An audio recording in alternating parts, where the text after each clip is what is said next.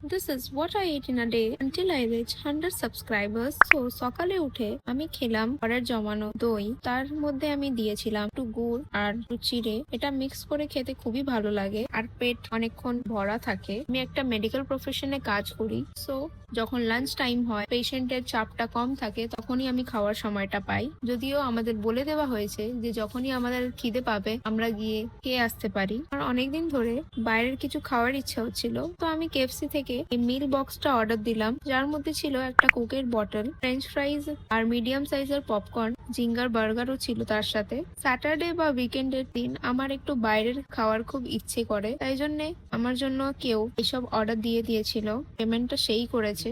আর এই দেখো গাইস, এই কোকের বটলটা খুলতে গিয়ে কি জোর আওয়াজ করেছে, আর এই কোকটা যে জায়গাগুলোতে পড়ে গেছিল আমি ভয়তে চট করে একটা টিস্যু বার করলাম আর পরিষ্কার করতে শুরু করে দিলাম। তারপর আমি খেলাম এই হুক্কোর আইসক্রিম। আমি এর আগেও এই হুক্কোর আইসক্রিম খেয়েছি, এই ফ্লেভারেরই, আমার খুব ভালো লেগেছিল। আর বাড়িতে এসে ডিনারে আমি খেলাম মায়ের হাতের রান্না করা রাইস আর চিকেন। আমার বাড়িতে আমার মায়ের মতন চিকেন রান্না কেউই করতে পারে না। If you like this video, then do not forget to subscribe. Thanks for watching. Bye bye.